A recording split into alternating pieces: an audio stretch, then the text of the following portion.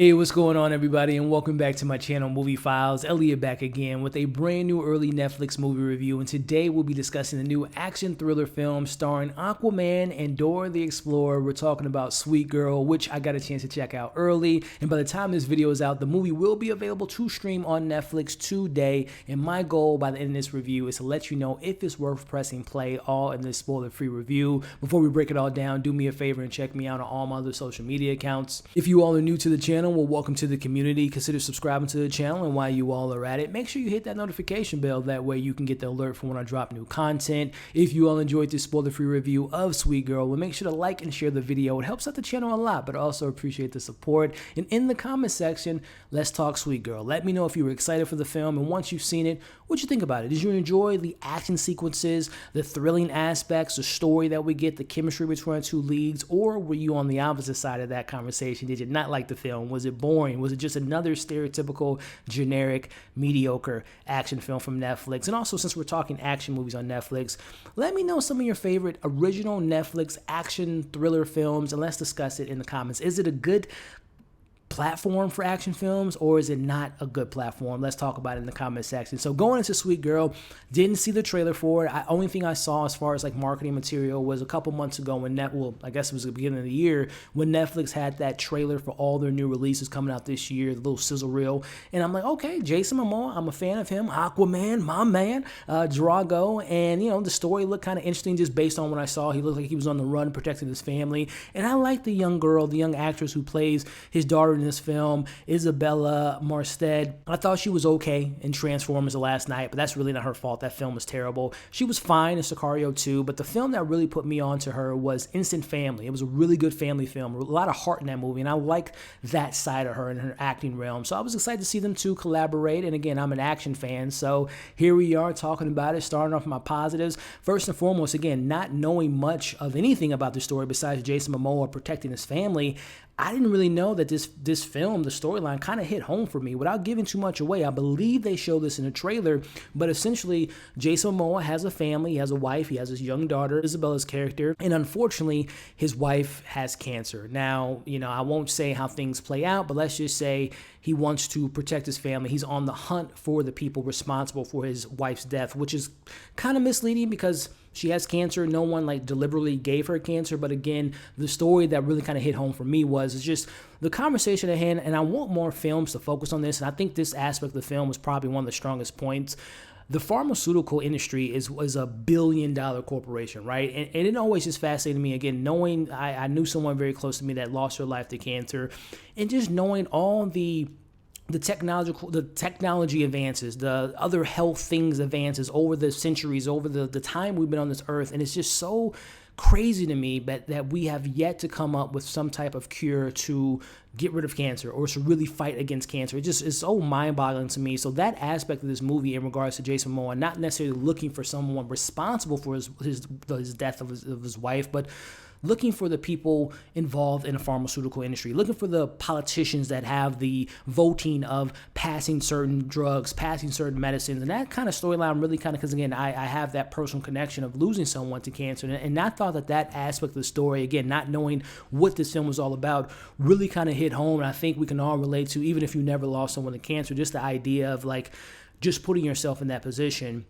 knowing that there's so much money out there and there's so many laws and there's so many things that get passed by, you know, drug regulations and things that get shelved that can maybe, you know, push the health industry forward and centuries ahead. But it's just like, it's always that it's about greed, right? It's about corruption. So I thought that aspect of the film really kind of shined through. And also kind of other things that come to mind in regards to positives.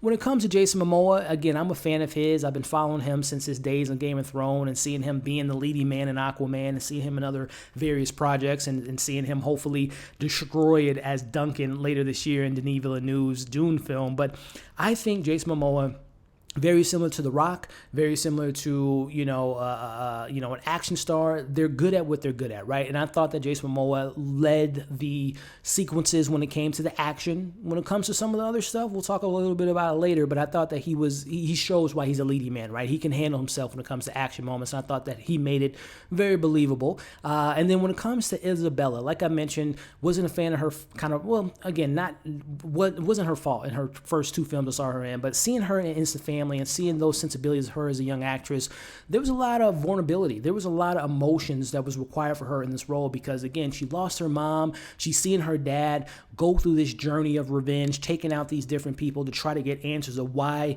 the politicians, why there's corruption within the pharmaceutical industry, and just seeing her being there for her dad, holding her own in some hand-to-hand combats, and just seeing her journey was really interesting. So I thought, again, what I saw from her in Instant Family carried over to this film because she has some really interesting emotional beats in this film that I believe. And also when it comes to the action, it kind of makes sense now. If you guys didn't know, she was one of the finalists to be casted for Batgirl. She didn't get the role, but I can see why she was one of the finalists because she can hold her own in the fight.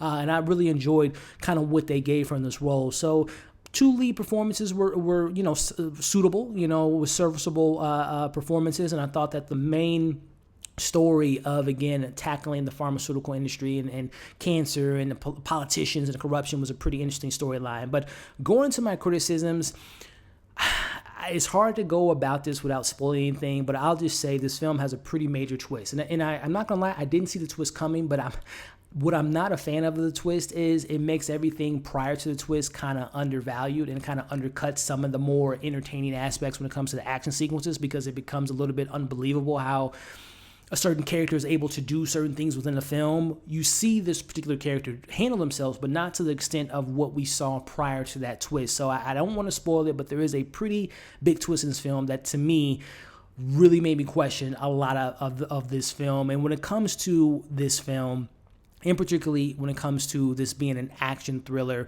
grading this film on the action thrilling aspects. The thriller aspect was entertaining. It kept me invested in the story and kind of figuring out what's going on. But when it comes to the action, I don't know where it began in regards to shaky cams, choreography fights just being really kind of not the best choreography fights. The fighting in this film, again, felt very kind of choppy in regards to not the actual fights, but how they cut together, how they put it together just seems so mediocre and so amateurish. And I've seen a lot of Netflix films, and that seems to be the trend with Netflix action movies, the shaky cam. Again, I'm a big Jason Bourne fan. I think a lot of those films, the way Greengrass cut those films, kind of brought that aesthetic to action movies in the foreseeable future. Some films play it well, other films like this, it just doesn't fit well within the narrative. It makes you kind of lose out and kind of lose the momentum of the fights. And honestly, whenever we cut to a fighting sequences based on the previous ones, it was just kind of boring and kind of lacked the emotion and kind of lacked the action intense moments because the way they shot the action was just very amateur in my personal opinion, which brings me to the direction of this film. The movie doesn't have much of a pulse. The film, again, it has the emotional heart of like you feel bad for this family, but I really didn't feel that from the line delivery in regards to the dialogue that was given to the actors, which again, I thought the actors did the best they could. I just don't think they were given that much to kind of work with, which goes to my negative of the script, but also, like I said, the direction of this film. This marks a directorial debut for the director here. I didn't feel like he had a personality to the film. I didn't feel like the film had really good pacing. It just felt kind of bland and very generic, which kind of falls into my ultimate kind of criticism with this movie. Netflix, man, they have the most generic action movies that I've seen in a very long time. You know, you get an Extraction every now and then, you get an Old Guard that sometimes kind of catches people's eye, but outside of those films, and every now and then you get like the Raid people come in with some action movies. I can't think of the name of it, but it was an action film that came out by the Raid creators that was pretty interesting. But outside of those kind of 3 examples, most of the Netflix action films are very underwhelming. I think Netflix has become the place for underwhelming action films, the place for very garbage rom-coms, teenage rom-coms, and they have some of the best TV shows. So that's like the trend for Netflix, and I think that this kind of falls, unfortunately, in that basket of just like serviceable action movie with a serviceable script, and it's just like it's very forgettable, which kind of brings me to my ultimate overall, is it worth watching? What's my score for the film? But before we dive into that, make sure that you guys, if you haven't already, to like, share, comment, subscribe to the channel if you haven't already. With all that being said, again, I applaud the narrative that connected to my personal experience with someone losing their life to cancer and kind of how they tackle the pharmaceutical industry, the politicians involved, and all the corruption involved in that narrative. That was a pretty good strong point in the film. And again, I do applaud Jason Momoa and Isabela in their roles. I thought they were serviceable. But my criticisms lie within the twist not being that believable. My criticisms lie within the lack of direction, strong direction, and also, like I said, the biggest thing for me is just it's a very forgettable action movie, which just comes to be the normal thing on Netflix. So with all that being said, I'm going to give this film a 2.8 out of 5. It's not terrible by any means, but it's just not nothing special or nothing new or nothing original. It's just kind of a run-of-the-mill action thriller film on Netflix that you can either watch for an hour and two and be like, oh, that was fine, and just totally forget about it, or you can completely forget about it and not even give it a chance. That's what I feel about this film. So 2.8 out of 5 for me for Sweet Girl. Take that as it will in regards to if you'll watch it or not. But if you do watch it, let me know what you thought of it. Your pros, your cons. Did you enjoy the narrative? Did you enjoy the action? Were you not a fan of the twist? Let's talk about it in the comments. And also, like I said, what are some of your favorite action movies on Netflix? Because I find it to be very hard to come up with some like distinct, like, oh, that's like a top of the line action movie. I can't really think of anything, so let me know some of yours in the comments below. So thank you all for watching this review. If you stuck around to this point in the video, I appreciate every single one of you all. Again, just a friendly reminder to like, share, comment below, and subscribe to the channel if you haven't already. Hope you all enjoyed this review. Hope you're staying safe, and we'll see you on the next video.